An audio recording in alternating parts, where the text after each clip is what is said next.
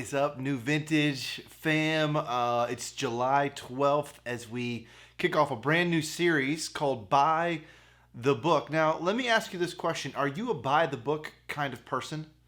Like when the instruction manual shows up, do you like to dive into it and use it? I'm not that guy. I'm not a buy the book person. My brother is an artist, very creative guy, and he threw the book out a long time ago. And I'm not talking about the Bible yet. I'm talking about the guidebook, the instruction manual, this is how you do it. This is the right way to do it. He threw that out a long time ago. He's not interested in that. And maybe you're a creative as well, and you're like, I don't want to do anything by the book. I want to do it my own way. I can tell you that when the IKEA furniture gets back to the house and I open the box, I see the book, but I'm not interested in the book at first. And I start to work on it, and I've done this many times where I put it all together and I kind of get to the end, there's missing pieces, and I look at it, I'm like, oh, it's upside down, it's backwards, where does this piece go? I'm not sure, and I've got to go reluctantly grab the book because I end up confused and frustrated and I don't know what to do, so I got to go to the book. I got to do it by the book. And I think that that's a little bit about kind of the way life and the Bible work. You know, it's like we have this weird thing where we don't want to ask for help. We don't want to be told how to do it. We don't want to follow the instruction manual. We don't want to, figure out what the Bible says about life, or we just don't want to be told how to do it. And so we go, I'm going to do life on my own. I'm going to figure it out myself. I'm not going to listen to that. My parents with the Bible, and my Sunday school teacher with the Bible, and that church down the street with the Bible, and my friend who's always sending me the Bible verses. I'm not going to do that for a while. I'm going to do it on my own. I'm going to figure this out without the book.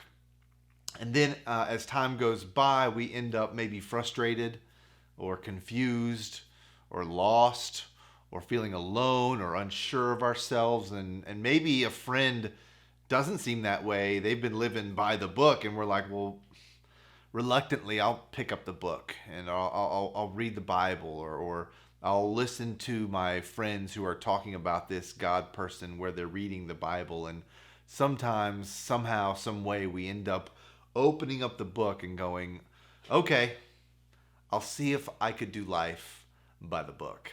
But the truth is, the Bible is kind of under, scrutiny and subject to not being trusted right now by a lot of people. In fact, research says that 90% of people believe there is a higher power of some kind. 80% of people, this was research done by the Pew Research Company back in 2017, 80% of people said they believe in a God. Not just a higher power, but in a God of some kind. And 56% of people said they believe in the God as described in the Bible. So that means as a church, if you're listening from New Vintage, probably 56%, at least half of you, and probably more since you're attending church or watching church online, more of us listening today believe in the God of the Bible. So you believe that the Bible is the authority on what God is like. But it also means that 44% of Americans either don't believe in a God or believe that the God of the Bible isn't the God that we're talking about, isn't the God of reality. And so there's probably a percentage of you who are watching who are like, I'm not convinced that the Bible is how we get to know what God is like.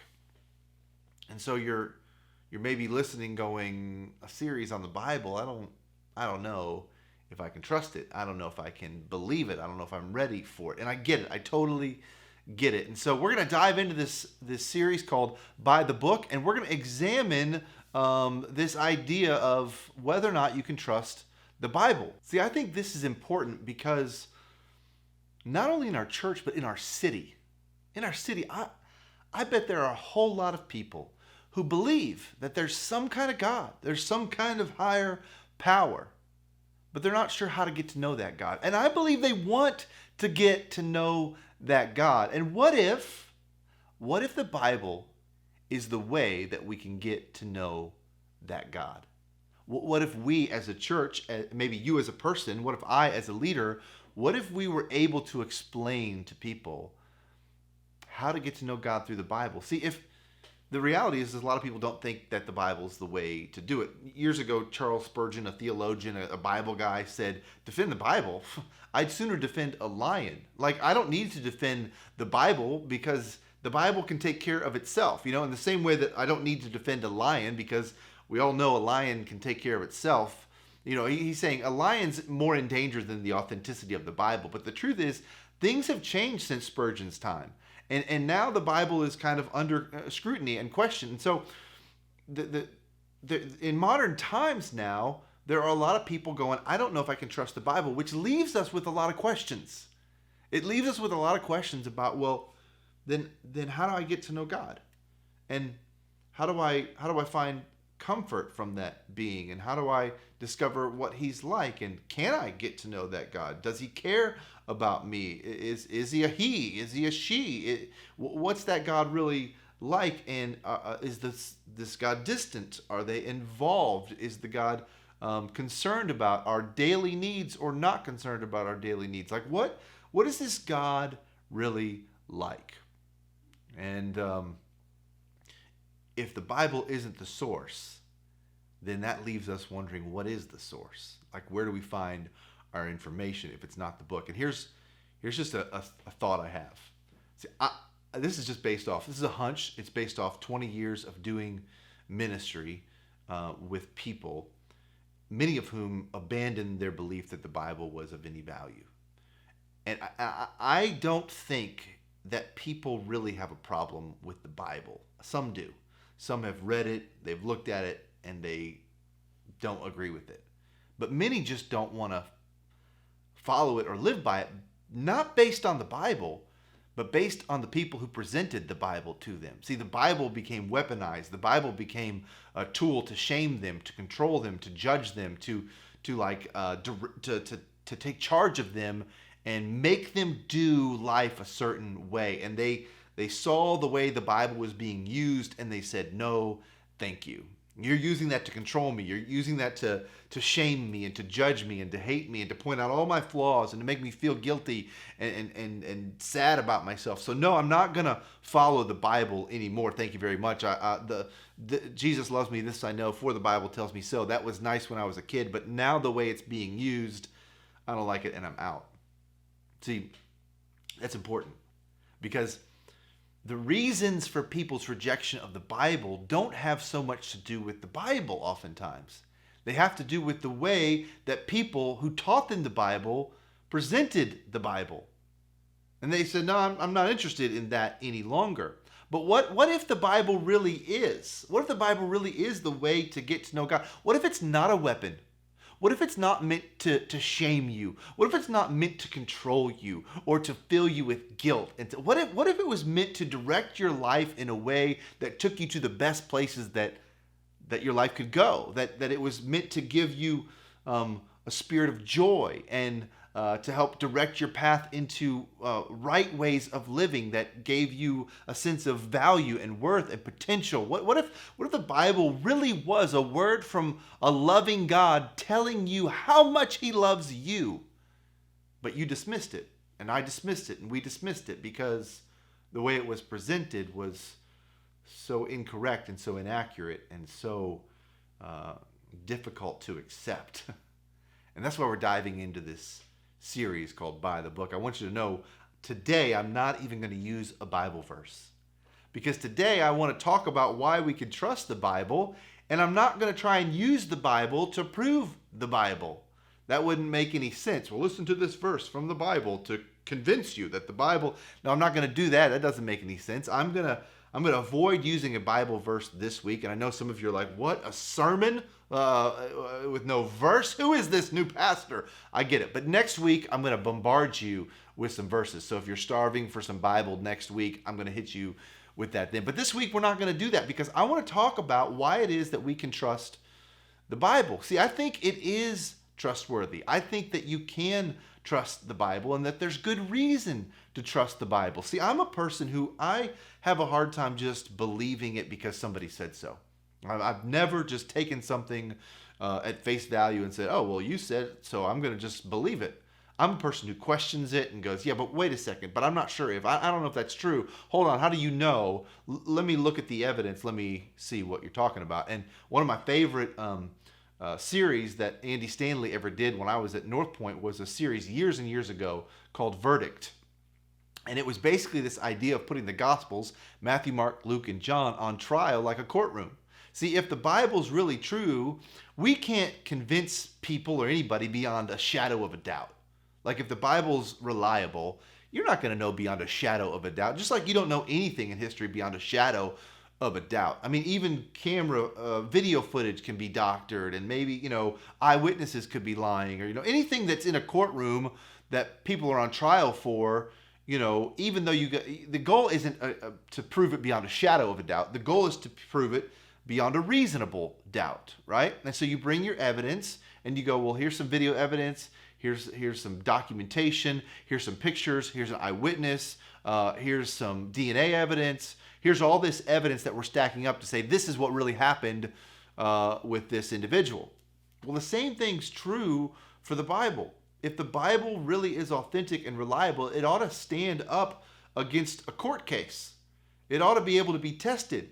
You ought to be able to bring things in and go, well, here's some evidence from this section, and here's some of this evidence, and here's this account, and here's this idea, and here's this thing compared to this thing, and this is the reason that we're getting closer to believing that we kind of know where it really came from and what it really is.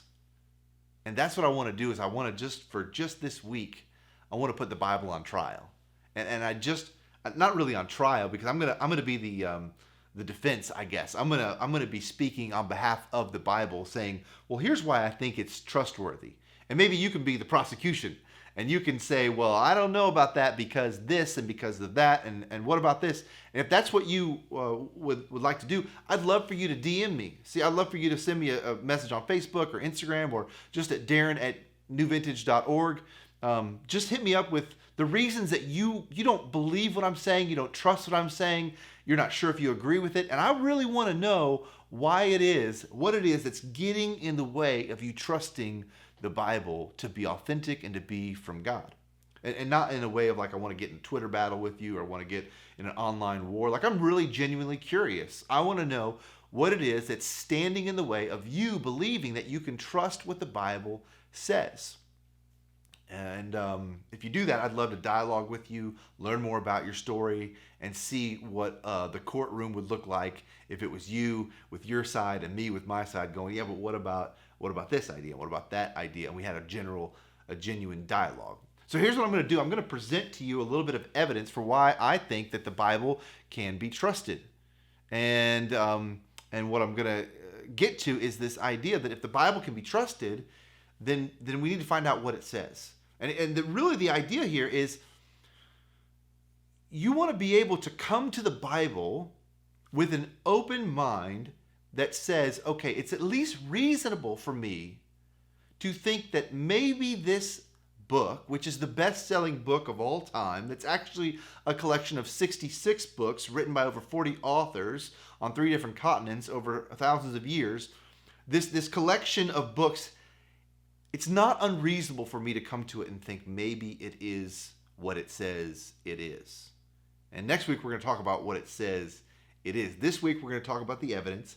Next week we're going to talk about what the Bible claims about itself. The following week we're going to talk about what the Bible offers us. And then on the 4th week we're going to talk about, or we're going to have a little challenge, a little encouragement to dive into it together and see how we can help each other grow. And so here's where I want to start today.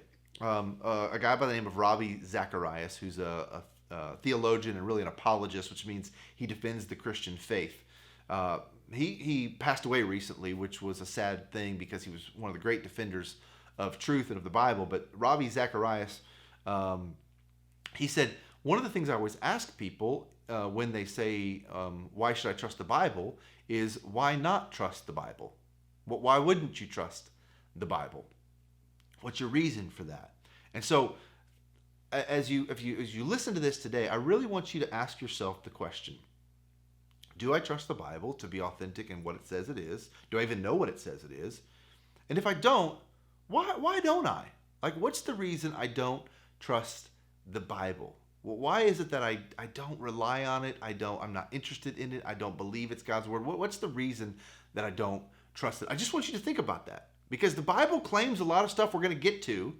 And today we're going to talk about why I think it can be trusted. And we're going to look at it from the lens of history. Okay, we're going to look at it from the lens of history because that's how we basically treat all ancient literature. All the literature that we have that makes up our history books, we treat it through examining the text through a process called higher textual criticism. Okay, and so basically what that means is you find all the texts and all the old manuscripts and documents, you put them together, you look at them and you go, well, what do we have here? And how do they compare to each other? And does this older one match this newer one? And if they don't, that's a problem. But if they do, then we kind of know that they match. And so there's three basic tests, speaking broadly, there's three basic tests that scholars and historians use to check the authenticity of a particular historical manuscript, ancient manuscripts of all kinds. And so the first one is the bibliographic test, okay, the bibliographic test. And this just means that you take all your different manuscripts that you have and you compare them to each other to see if they line up. Now, we don't have any originals of the Bible. There's no original copies. We don't have like the first one ever written. It was written on papyrus and that degraded, and so they had to write it on another one and pass it on and pass it on.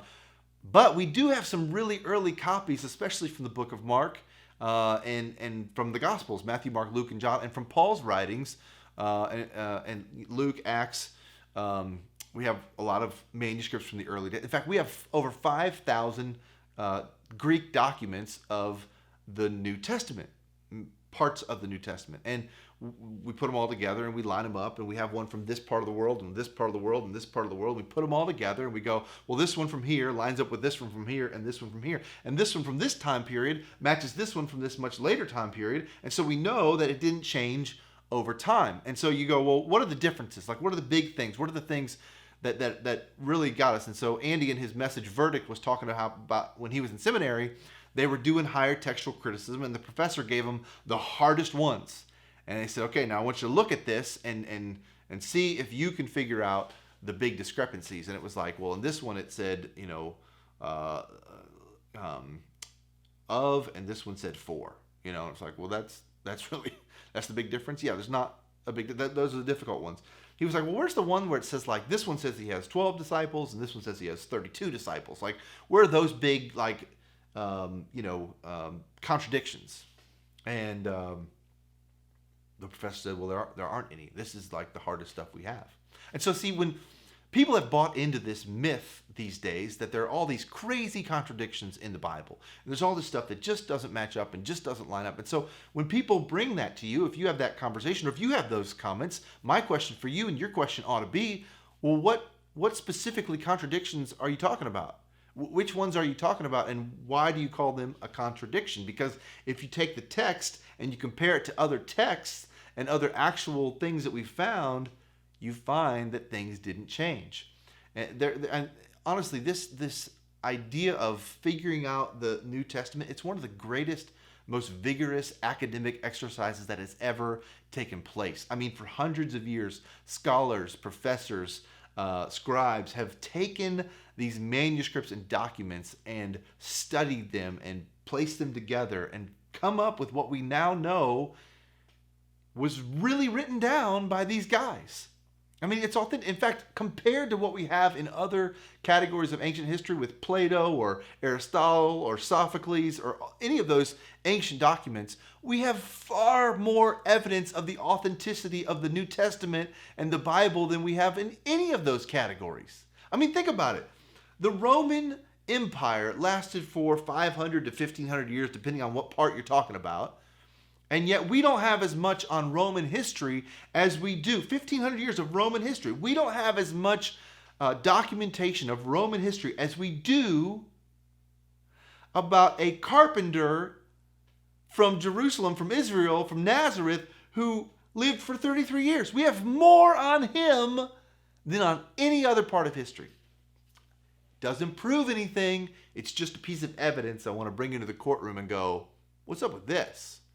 Now, bibliographic is one way to look at it, and lots of scholars, in fact, even scholars from like Yale University and other places, they Princeton, they would go, you can't really argue with what we have, the text. I mean, it's incredible evidence, and I wish we had that kind of evidence for all of ancient history. We just don't. Now, the second test that historians use when looking at a piece of literature is the internal test, and this just means can you prove, or can you not prove? Can you kind of figure out that there were actually eyewitnesses still alive when this particular document was being written? Does it make sense that what's written would have been okayed? In other words, if Mark wrote this or Matthew wrote this while he was alive and eyewitnesses were alive, those eyewitnesses would have been able to say, that's not accurate. That's not what happened. You can't write that down. You can't copy that. You can't pass it on. That's a total lie. That's a fabrication. And so the internal test just looks at it and goes, okay, do we have eyewitnesses? And what we have for the Bible is not just a couple of eyewitnesses. We have multiple eyewitnesses. In fact, the authors, there are about 6 of them that people would say are eyewitness accounts, like literally eyewitness accounts, who are not claiming to have heard about something. They're claiming to have seen something and witnessed something. It's very different.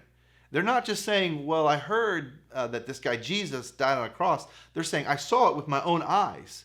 That's the claim they're making, that I saw this with my own eyes. Matthew, Mark, Luke, John, Paul, and then Q, which we won't get into. But there's multiple authors of the New Testament, Peter even, who you would go, these people are claiming to be eyewitnesses. And if they're lying, there were other eyewitnesses still alive that would have said, no, it's bogus. Again, does that prove anything beyond a shadow of a doubt? No, but it's a piece of evidence that I would bring to the courtroom and say, I mean, this makes sense. It lines up. And even if you would say, well, okay, I don't know if those eyewitnesses are lying or not, you still have to account for the fact that the early church exploded. Like something happened, and then the early church just blew up and spread out all over the place. This new idea, this new belief that there was a man named Jesus who died on a cross and rose from the dead exploded. And you could say, well, that's because they were just crazy. They were just insane. You got to come up with some reason why that happened other than Jesus if you want to disprove the Bible, if you want to disprove the Gospels. If you want to disprove the writings of Matthew, Mark, Luke, and John, you have to explain away the early church. And so that would be what I'd say to you is, well, what's the evidence on the other side? What was the reason for this? Because we've got it documented. We know for certain that a church blew up. So what was that all about? And then finally, the last one is external test, the external test. So you've got bibliographic, internal, and external. And the external just means, is there anything outside of the book, this document, this literature, that would back up what the book says? And really we're talking about archaeological efforts. And time again, in fact, professors from Yale who are head of the archaeology department have said, the archaeological evidence that we discover in and around Jerusalem continues to support and uphold the things in the Bible that we read, the New Testaments, the Gospels that we read. There are multiple ideas of this. Luke writes in Acts, he uses words like proconsul that they didn't think there was nowhere else in Greek literature that it was there. So it was kind of like, well, I don't think this is legit because this guy's using a word that we don't find anywhere else. Until one time, an archaeologist discovered on a beam or a wall or an archway the word proconsul with the same name. I think it was like Gallio, the same guy that Paul references, or I'm sorry, that Luke references, is on this archway or on this placard. And so they go, oh, okay, so what we just found backs up and supports that. I mean, you can look at the walls of Jericho as evidence. Archaeological evidence, if we had more time, we can do that, by the way, if you're interested in it. We can dig through, you see what I did there? Archaeological evidence, and you find that it supports the Bible. Now, again, this doesn't prove anything beyond a shadow of a doubt, but it's just a piece of evidence that we bring to the courtroom to go, hey, I think this should at least be a reason for us to come to the Bible willing to read it for what it is and see what it says. And so the idea here, this idea of by the book in week 1 is to go, listen, I get it. It's old. But just because it's old doesn't mean it's wrong. I mean, there's lots of things that are new that are wrong. You know, something could be brand new but totally off base. Just because it's old doesn't mean it's wrong. Now, that's just another myth that people believe. I know it's old and antiquated. In fact, I had a guy here in Georgia come up to me in a coffee shop. I'm reading my Bible. He walks by. He goes, "You really believe that old thing?" And I was like, "Yeah, I do." He's like, "Well, there's no reason to." And I thought, yes, there is. And that set me on a path to go, what's the reason that I believe this Bible? Because I've believed it since I was a kid. But why do I believe it? And I would come to you and go, the reason I believe it is because the evidence that we have, the bibliographic evidence, the manuscripts that we have, the documentation we have, the eyewitness accounts, the external archaeological evidence, the historical evidence points to giving the Bible credibility. If you don't give the Bible credibility, you have to throw out all of ancient history and say we can't trust anything in our history books. But we don't do that.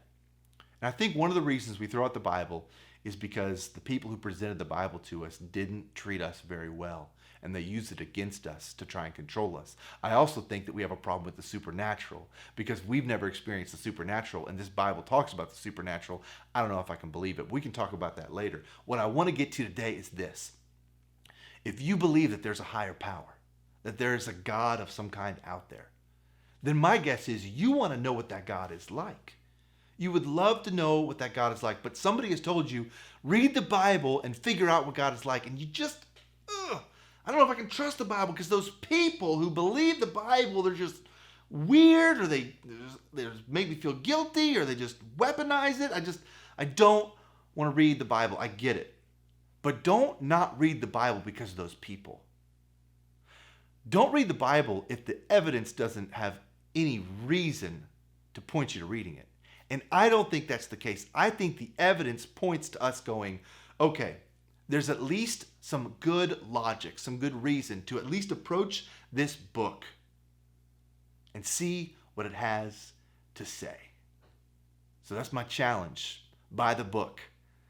For the next few weeks, we're going to dive into the Bible together, see what it claims about itself, and then challenge one another to at least begin reading it, investigating it, learning it, so we know at least what it says about us and for us. My hope is that you'll tune in and check it out and dive in. Thanks for listening. Have a great week. Again, DM me, Facebook, Instagram, dyoungstrom, or Darren at newvintage.org. I'd love to hear from you. Have a fantastic week.